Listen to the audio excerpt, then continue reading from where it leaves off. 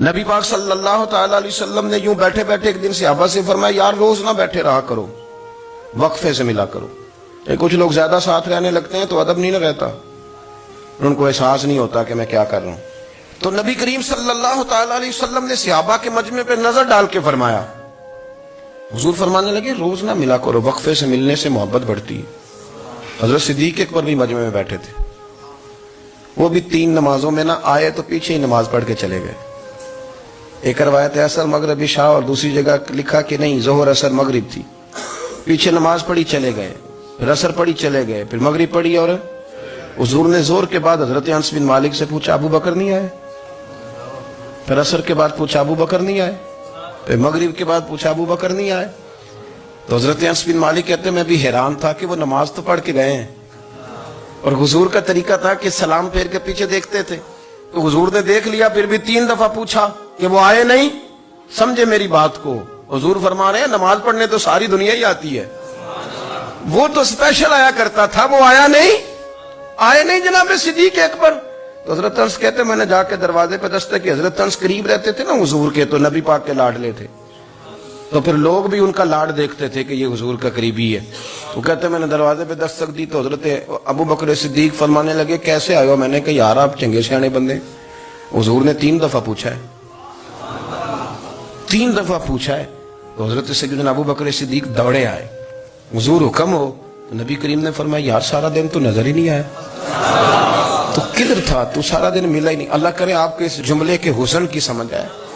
آپ دیکھیں جو چاشنی یہاں ٹپک رہی ہے، جو وقار یہاں ٹپک رہا ہے، ذرا اس کا مزاج کو دیکھیں، اور یار تو نظر ہی نہیں آیا سارا دن۔ تو حضرت صدیق اکبر کہتے ہیں کوئی بات بھی نہیں تھی پر میں رو پڑا۔ میں نے کہا حضور آپ نے تو فرمایا تھا کہ ذرا وقفے سے ملا کرو، محبت بڑھتی ہے۔ تو حضور فرمانے لگے ابو بکر میں نے کہا تھا پر تجھے تو نہیں نہ کہا تھا، تو کوئی اور تھے جن کو کہا تھا، تجھے تھوڑا کہا تھا، اور اتنے بڑے جملے نہیں ملیں گے۔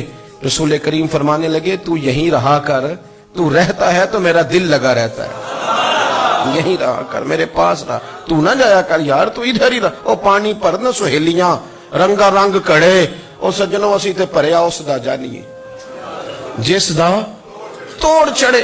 آپ اس لطف کو آپ دیکھیں، اس ذائقے کو۔ میرا دل کرتا ہے کہ میں یہ حدیث نہ لوگوں کی روحوں تک اتار دوں۔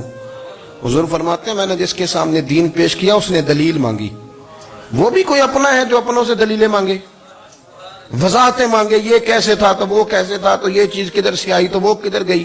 آپ اپنوں سے دلیلیں مانگ رہے ہیں، آپ اپنوں سے اپنوں کو کٹوروں میں کھڑا کیا۔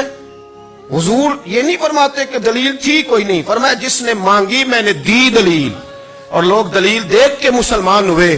حضور فرماتے ہیں لوگوں سنو یہ میرا ابو بکر ہے، میں نے اسے کہا کلمہ پڑھ لے، اس نے دلیل ہی کوئی نہیں مانگی، فوراً ہی کلمہ پڑھ کے مسلمان۔